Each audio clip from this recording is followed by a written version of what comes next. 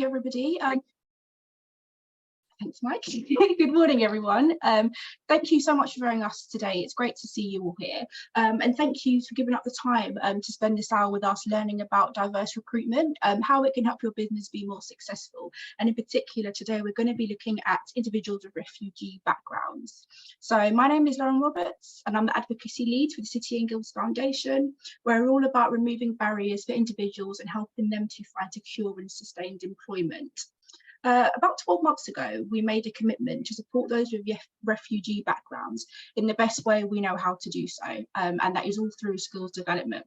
So we teamed up with the Launchpad Collective on several areas, but in particular, we hosted a webinar about a year ago now to commemorate National Refugee Week last year, where we unveiled plans to work on a toolkit that would essentially make it easier for employers to navigate the recruitment steps and processes around supporting refugees and unlocking the talent they can bring to UK businesses.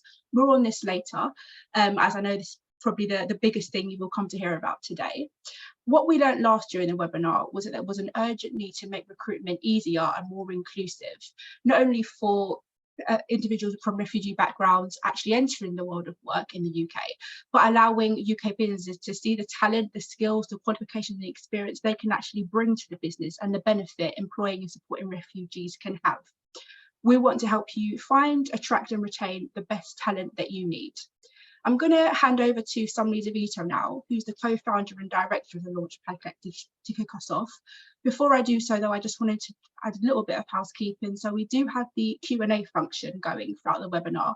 Please feel free to drop questions in there. If we can answer them as we go, we will do. We have some amazing speakers coming up who I'm sure can share their expertise with you as we go. But we do have a dedicated section at the end of the webinar where we can answer any questions that you may have. Or if we don't have the answers, we promise we'll take them offline and get you the answers. So over to you, Sumali. Thanks so much, Lauren, and hello everyone. I'm Sumali DeVito. I'm a director and co-founder of the Launchpad Collective, or TLC for short, and I'm delighted that today we can now share our inclusive recruitment toolkit with you. Importantly, this has been co-created by people with refugee backgrounds. They've shared their experiences and challenges with their employment journeys and suggestions for how things can be more accessible, but more on that later. So without any delay, I'd like to hand you over to our fantastic speakers. Today we have 2 speakers representing the corporate sector, like yourselves, and 3 experts by experience who come from Iran, Ukraine, and Afghanistan. But first, over to Graham, Head of Consulting at BPeople. Thank you, Graham. Thanks, Emily, and thanks, Lauren, as well. Good morning, everybody. Yeah, my name is Graham, and I really appreciate being invited to join the conversation today. I'm head of consulting at BPeople. At BPeople, we work with great companies, finding great people, developing great leaders, and building great cultures. Now, I know all of us on the call are grappling with 2 key dilemmas. The first one is navigating the skills and candidate shortages, and the second one is being authentic in delivering our diversity commitments.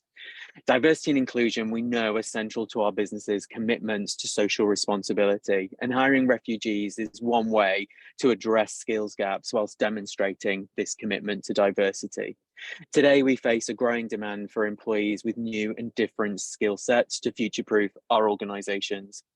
Addressing skills gaps by focusing on meaningful diversity, which includes refugees, I think is crucial to ensure a diverse and skilled workshop and workforce to meet our business needs. With a shortage of skilled workers in many of our industries, we know we've now got to think outside the box to find a new and diverse talent pool.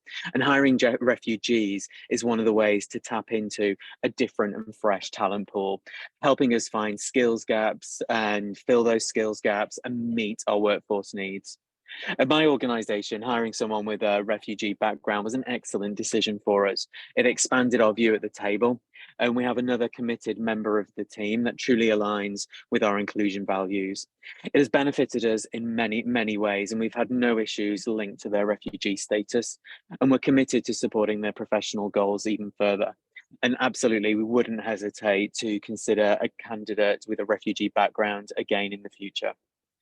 To summarize what's on my mind and my thoughts, I believe that addressing skills gaps by focusing on meaningful diversity, including refugees, will bring many benefits to our businesses. Creating diverse and inclusive workshops and workforces and workplaces we know that attracts diverse talent, retains top talent, and creates a positive work environment, as well as fostering innovation and creativity that we all crave in our organizations. So please, let's work together and create a more inclusive and diverse workforce. Before we continue our conversation this morning, just for a moment, I'd love to encourage you to reflect on that one role or that one skill that you need to fill right now in your organization. What is it? And can you consider hiring a refugee to fill it? Thank you all. I'm going to hand over now to James, who has tested the toolkit. Morning, everybody. Thank you, Graham, Summerlee, Lauren, everyone else. It's really nice to meet you all. My name's James Tweed. I run an organisation called Coracle. We put secure laptops in prisons so that prisoners can improve digital skills, digital literacy, and rejoin society with better skills and confidence. And I was asked to test the inclusive recruitment toolkit that you're going to hear more about today. I'm not here to walk you through the content. The Launchpad Collective will do that much better than I could. And I'm not here even to tell you that we've already hired a person with a refugee background, because we haven't yet. But what I can tell you is that the toolkit really does make inclusive recruitment feel possible, and something that any business like yours or mine can do. So just for a bit of context, my company's scaling quite quickly at the moment with some new contracts with the Ministry of Justice, and recruitment really is top of our agenda. Finding people who are good just isn't easy, is it, at the moment? So the idea of being able to reach more skilled people and encourage them to apply for our roles is definitely an appealing one. When I tested the toolkit, I was surprised and pleased to learn that the transformation I needed to make within my organization actually wasn't that great. The toolkit reassured me about some of the simple but important changes that we can make to our recruitment practices, ways we can update policies and processes, and some really valuable advice about how we can bring the current team into this approach. What I learned most, however, is that inclusive recruitment is most about shifting the lens through which you look at your current attitudes and behaviours. And the toolkit made me appreciate the value of bringing more lived experience into the team, alongside a diversity of backgrounds and beliefs. Importantly, it made me feel confident that this can be easily achieved. So I really want to encourage you to try the toolkit and see it as a springboard. There's no expectation that all these changes have to be made at once, but instead it breaks it down into a modular and bite-sized lessons, so it feels easy to achieve. It's offering short-term ideas alongside longer-term partners or resources that could help. So I suggest that whatever your business size or sector, you'll get value from this free platform. I certainly have, and we'll keep referring back to it as we improve our recruitment to keep up with the pace of hires that we need to make. So I'm going to hand over now to Irfan, and thank you for having me on this morning. Thank you, James and Graham. Hello, everyone. I'm Irfan from Iran, and I have lived experience of being a refugee. I also have experience of finding work in the UK. The challenges that I encountered are unfortunately very common, but what's great about today is that I can see there's a lot of appetite among businesses to improve recruitment practices and become more inclusive for people like me. And that's why I think free learning resources like the toolkit are so important, as it will help companies like yours accelerate change within your teams. Before we spend a bit of time walking you through the toolkit, I want to talk about the word refugee.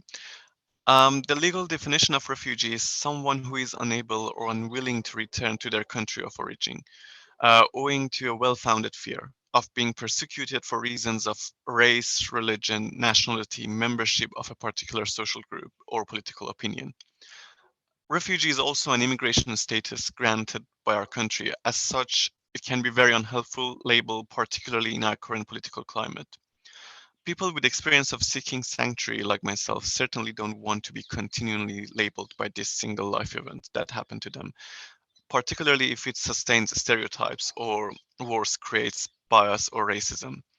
The truth is that refugees are the least homogeneous group imaginable. We come from so many different countries with different skills, experiences, and backgrounds. In fact, the only thing we do have in common is our forced displacement and having to build a life from scratch in a new country. But while we are not fans of the word refugee, we do appreciate that it acts as a useful shortcut in conversations like this. So instead of avoiding the word, we are trying to reframe it. With your help, we want to redefine refugee as a neighbor or a colleague who is rebuilding a life in which they feel respected, valued, and at home. That's what we mean when we use it, and we would love you to embrace this new definition too. So let's now look at the idea of risk. Graham and James both touched on this a little. We understand that for businesses like yours, it could feel like a legal risk if a person doesn't have the appropriate status to work in the UK.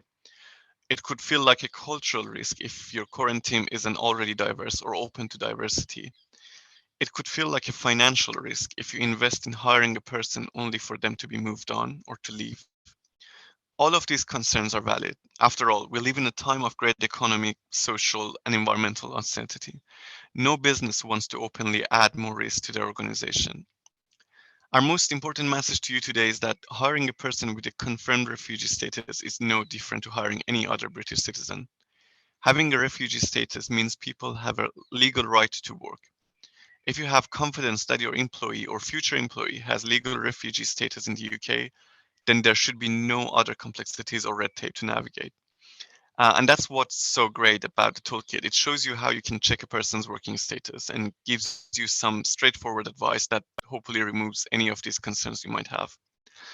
I'm now going to hand over to Alina, who is going to give some context to the challenges facing businesses at the moment in the UK. Thanks, Irfan. Good morning, everyone. My name is Alina, and I'm from Ukraine. Things are not easy for British businesses at the moment. Brexit is still presenting many economic challenges. It has dramatically reduced the pool of talent. Added to that, the cost of living crisis presents additional challenges for employers. As we are all aware, there remains a significant skills gap in the UK. Some sectors such as hospitality, manufacturing, construction, health and education are really struggling to attract new people to their industries. Mike, could you please show the slide? Thank you. Research tells us that there are about 1.1 million positions in the UK that are waiting to be filled. Interestingly, the majority of businesses have planned on expanding their workforce in 2023. However, 94% of employers foresee issues with talent shortages this year, and there is going to be a decline in the UK population from 2025. This will leave businesses like yours more and more dependent on migration for its workers. But the good news is that there is a waiting workforce of skilled, talented people that businesses like yours can tap into, as Yassine will now share. Thanks, Alina. Hello, everyone. This is Yassine from Afghanistan. We know that there are some valuable, highly skilled people within the refugee community that UK businesses can benefit from. The research has found the following. 45% of the refugees held an educational or professional qualification before coming to the UK. In fact, 74% of Ukrainian refugees in the EU hold a bachelor's or master's degree, and 76 had been employed in Ukraine. 65% of refugees in the UK were either employed, self-employed, or studying before coming here. Many were skilled professionals. And many refugees also bring a wealth of transferable skills in communication, leadership, and project management with them, or are willing to retrain. Research also showed that the people with a refugee background have much better language skills. For example, there is often thought with many speaking multiple languages that could help with your international ambitions. It showed that they display excellent work ethic, mirroring the resilience and determination that they had to draw on to travel to the UK. Employers also reported higher than average retention rates among refugees, which may be because they are looking to put down roots after periods of enormous upheaval. Importantly, for businesses like yours, they bring new ideas, fresh perspectives, and variety of experience, which can inspire creativity and drive innovation within your organization. In fact, findings from McKinsey have shown that highly diverse teams are 33% more likely to outperform competitors on profitability. All of this points to greater opportunities for you and businesses like yours. We are now going to take you through the toolkit itself and show you what it covers and what support you can find within it. Over to you, Emily. Thanks so much. Thanks, Alina, and thank you, Yassine, for sharing. So I hope by now you're all feeling motivated to find out how you can improve your recruitment. So where do you start? Well, we've developed the Inclusive Recruitment Toolkit to be exactly that, a starting point, a simple, intuitive, free resource that should give you everything you need to begin this journey. Is it okay to show the slides, Mike? The toolkit is divided into 6 clear learning modules that vary in length from 2 to 11 minutes. And the whole program itself should take you no more than 45 minutes to work through, so could even be done in a lunch hour. But the timings are just a guide, and you can take it completely at your own pace. We've also deliberately made the content accessible for all, making it something that could be shared across your whole team, although we do think it might be of most use to organisation leaders, HR managers, and those with any responsibility over recruitment. If you could show the next slide, thank you. The platform takes the learner through the toolkit in a clear step-by-step way. We start by introducing the learning, acknowledging the benefits, removing some of the barriers, and answering some frequently asked questions. Thank you, Mike. And the toolkit then helps you reflect on your internal practices and behaviours before recommending some external changes you might need to make from the perspective of the candidate. We leave you with some suggestions on how to sustain change and embed inclusive practices across your business. Change like this takes time, and our toolkit won't solve everything. So we also signpost you to partners and resources that can give you longer term support. We recognise our advice is not exclusively for when you want to hire someone with a refugee background, but may apply to all inclusive employee engagement. So we hope you find the ideas and suggestions that can support your wider team and make some of these issues around equity, diversity, and inclusivity more comfortable to address and more effective to implement. Our advice and guidance is interspersed with stories and testimonials, so you can learn from real life experiences. We've also included some reflection questions and short exercises that you can do alone or with your team to get a sense of what stage your business might be at on this journey of change. The important part is you can return to this toolkit anytime you like.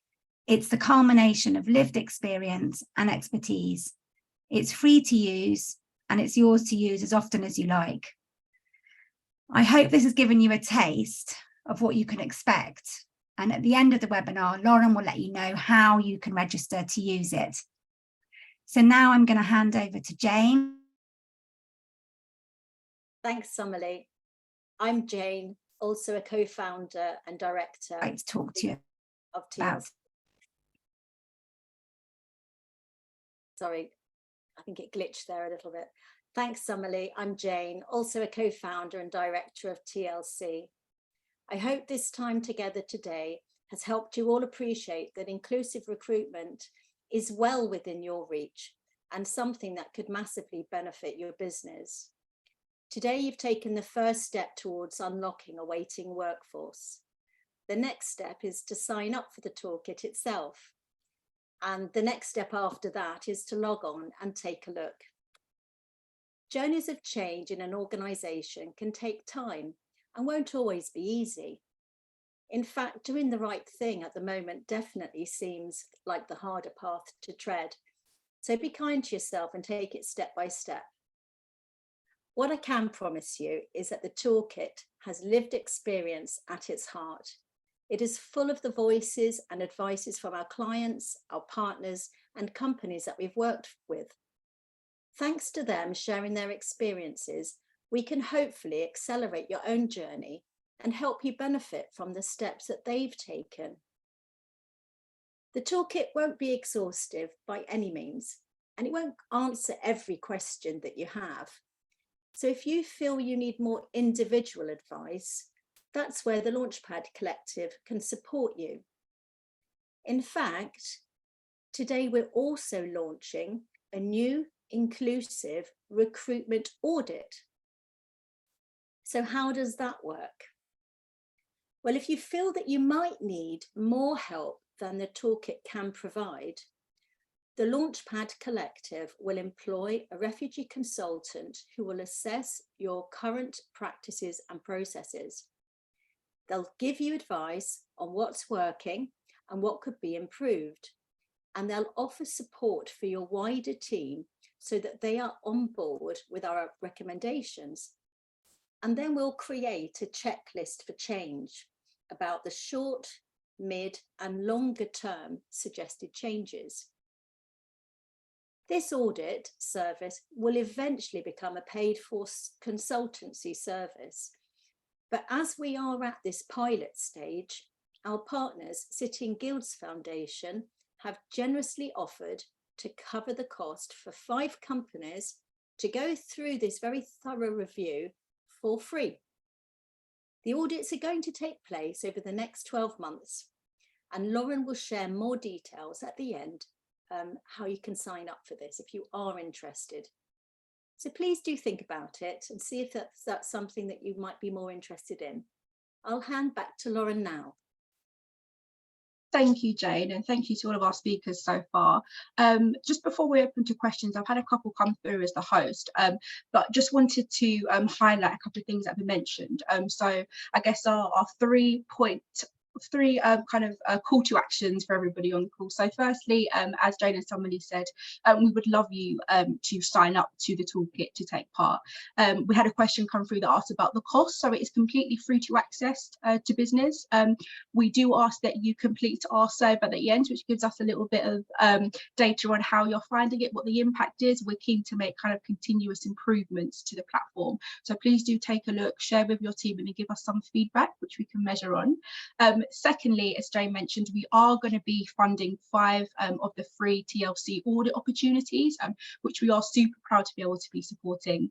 I think what came up for us is that often the businesses that were taking part in the toolkit were on completely different levels of their journey, some of which this was a very kind of exploratory thing. They had no experience in hiring those from refugee backgrounds, some of which had been doing this for years and years. So being able to offer an additional section of support to say a little bit of a pat on the back in some places, actually here's where you're doing it really well, you're attracting some great talent here, perhaps here's where you could improve, or starting from the very beginning, here are some of kind of the basic measures that you might want to take to make your organisation more attractive to those from refugee backgrounds. I'm going to open up to questions now. So the first one was just around the cost. I'm not sure if somebody or Jane, you wanted to add anything as to why we made the toolkit free, and wanting to make it as inclusive as possible. If not, I can jump to the next one. Oh, Jane, you're on mute. Hi, Lauren. Yes, it was just really for accessibility, to try and get it out there as far and wide as possible to make sure it was available for anyone with interest in that area. So thank you for that. Thank you, Jane. We've had a question now, I think probably for our employers, so maybe James and Graham. This was one just to guess around the practicalities. So any practical steps that you took to make your organisations more inclusive, which I think is quite a good but broad question. I wonder if either of you wanted to jump in and maybe give the audience some steps, or what did you do in the beginning of your journey to attract and retain this new talent? Do you want to kick us off, James? I see you're off mute. Yeah, sure, I'll have a go. So we really thought quite long and hard about how we create a diverse team. I've got staff going into prisons up and down the country, and so we're already a diverse in terms of geography team of people, and actually getting people with different backgrounds has been something that has really been central to us. So because of the nature of the contracts we have with government, we also have targets that we have to report around diversity and inclusion as part of our social values. So we made commitments in order to win contracts that we would hit certain targets.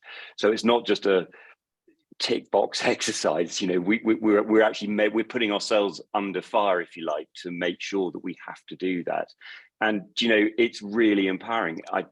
Everyone loves it because it makes it feel very real. And what the toolkit has helped us with is look at that much broader picture about, you know, how can we make this as inclusive as possible? And the talent that comes out from places you don't expect if you narrow your focus from traditional recruiting channels has been really, it's been amazing. Some of the people we've got now who've joined the team, I'm so proud to have them as part of my team, and they're not, you know, from an area that I would have necessarily thought. So I don't need to go into details, but just having diversity of thinking is such an important thing, as well as backgrounds and all of the sort of traditional measures.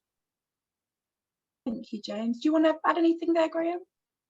Yeah, thank you. We'll do. Thanks for asking. I think at first it was looking at real roles that we had to hire, or real skill sets that we had to hire to support the organisations I work in achieve the ambitions that we want to achieve, or address the real problems that we're grappling with.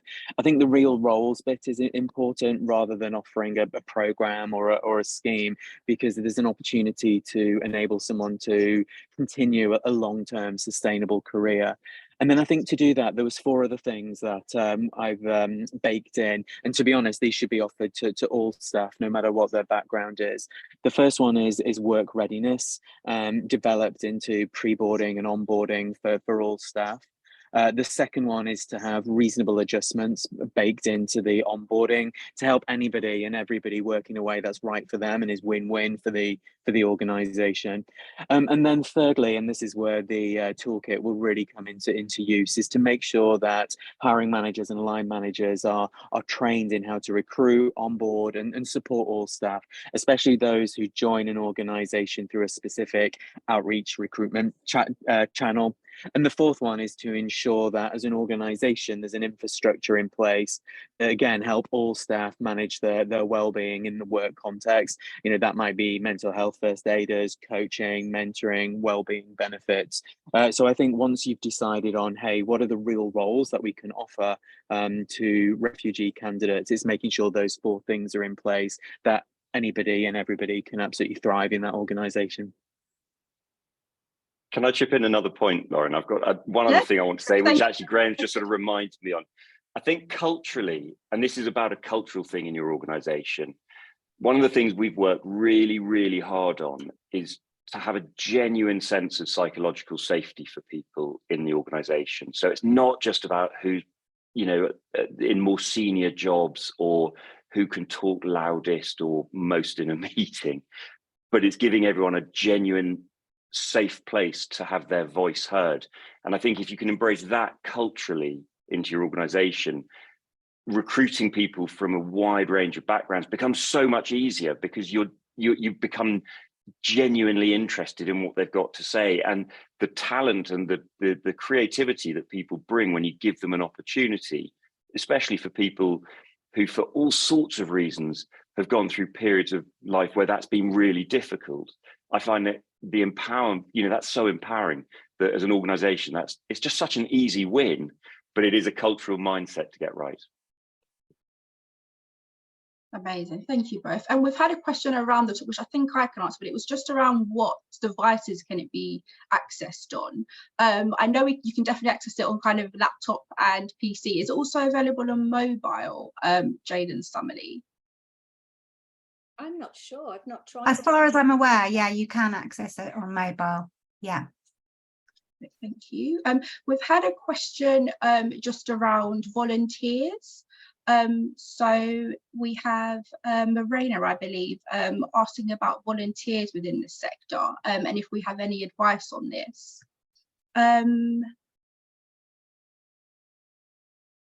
Morena, do you maybe want to, if you want to unmute perhaps, you could give us a little bit of context for that one, just so we can get you the best answer, or if not, we can signpost you as to where you could get the best advice. Hi, yeah, so I'm Mirana Chowdhury. I work for the Racial Harassment Forum, and we are looking for volunteers to run the third-party reporting centre. So I was just wondering if this recruitment package kind of includes advice on how to recruit volunteers. I do see, in my line of work, I do see a lot of refugees come through my office as well. And in the building that I'm with, I see we've got my neighbour who is also a refugee support organisation. So it would be interesting to see how, you know, we could actually tap into these people who are very talented and see if we can recruit them as volunteers. Shall I answer that? Yeah, go for it. I think, to be honest, what you'll find when you look through the toolkit is it doesn't matter whether you're recruiting for a paid role or a volunteer role, the advice is all the same. It's about the language you use, where you'll be advertising. So I think you'll find it's completely suitable for you to use, and good luck with getting some more volunteers. Fantastic, thank you. Thanks, Verona. Yeah, I was just going to back that up and say, really, I guess just as James and Graham said, I think having done the toolkit and been involved in development, it's really about I guess the practical steps in terms of a culture change, kind of seeing the value that individuals can bring, you know, in a holistic approach of their experiences and their skills as a whole person. So regardless of how those skills are going to be translated, I think that the toolkit can certainly support. We've had another question, which I think is a good one, about the toolkit itself, and there may be a couple of people that can jump in on this one. But how do you get staff to engage with the toolkit? So I'm not sure who wants to kick us off with that one, but maybe those of you, James or Graham, that have done the toolkit, how would you go about getting colleagues to engage with it, or Summerlee and Jane? Any tips or tricks we can give for encouraging people to take part?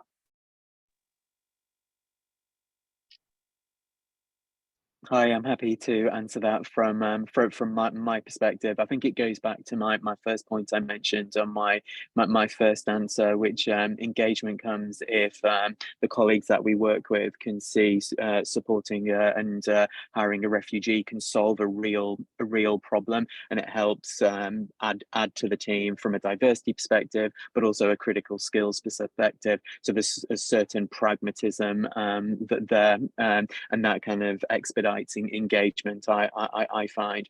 But also as well, I want to encourage us all to reflect on what Irfan shared as well, which encouraging people to really lean into addressing stereotypes and so on, and misperceptions. So I think there's applying it to a real role, so it solves a real problem, and addressing stereotypes and yeah, just wrong assumptions are probably the two wins to get staff engagement, I think. Thanks for asking. Thanks, Graham. Anyone else want to jump in on that one, on staff engagement? I think I'd just reinforce the point I made earlier about this psychological safety idea, is that if you're very open and transparent with your whole team about what you're thinking and why recruiting from a diverse background is important, and here's a, you know, for me to say, here's a toolkit that I'm learning from, have a look and see what you think, you just take away all of the barriers. You're making it totally transparent. I think transparency is the way forwards when you're trying to be diverse and inclusive. Amazing, thank you, James. We've had a question for our speakers and with lived experience, which I think is a great one. So Yasin, Alina, or whoever wants to jump in on this one, just around what changes have you seen that employers have made that have had the most impact in becoming more inclusive? So maybe any kind of practical measures that you have seen that you think had the most impact. We often spoke about, I think already, around activities being done as a bit of a checkbox activity, and kind of the toolkit and its guidance certainly not being one of those. But I guess employers are always looking for ways to make sustainable, meaningful, transparent, exactly as you said, James. So is there any bits of activity or any changes that you've seen that you think really had a sustainable impact that other employers could try?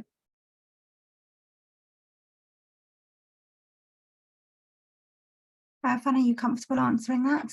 Or I didn't quite catch the question. So if an employer could make a change in work environment for the employees with refugee background and whether it had a positive impact. Exactly that, Irfan. I guess just changes that you think actually do make a difference, rather than it being, a tick box exercise. Any changes that employers can make that you think have a meaningful difference is what the question said. Sure. I think when it comes to diversity and inclusion, I mean, it's on so many. I mean, companies are always passionate about that. It's on their to-do list and they always talk about it. But whether they practice it, it's very important the steps they are taking it. And one of them, I think, the main thing is the sense of belonging. If you're including that employee from the refugee background in your activities, in your conversations, if they can develop this sense of belonging to be included in the company, I think this is the most important thing, because you're just not hiring them to, as you said, tick off something on your list. You want someone to contribute to your business, to be a member of the team, but also promoting that diversity and inclusion. I think this sense of belonging is the most important thing. Amazing, thank you. If anybody else want to jump in on that one?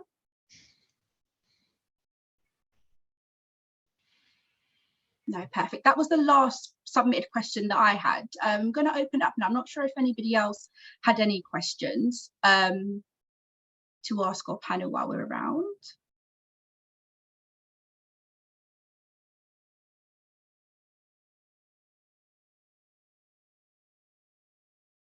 I don't think so.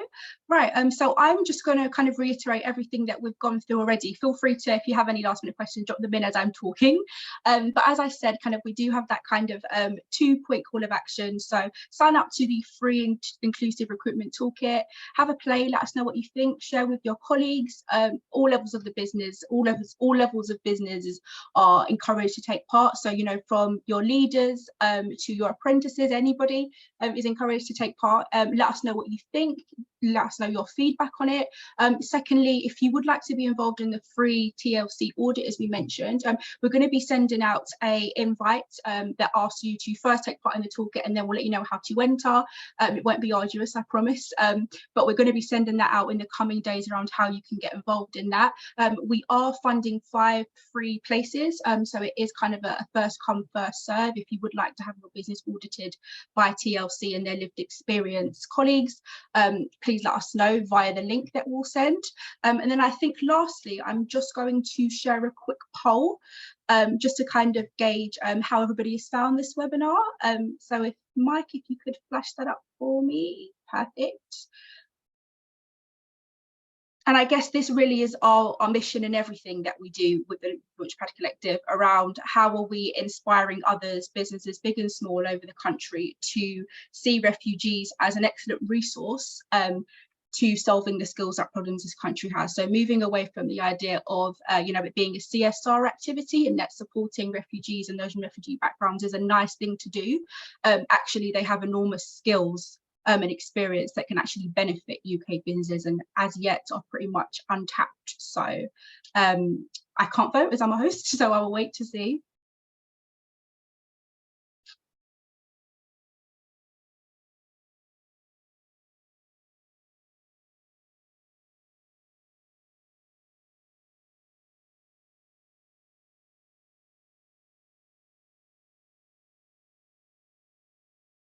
Oh, amazing. Look at that.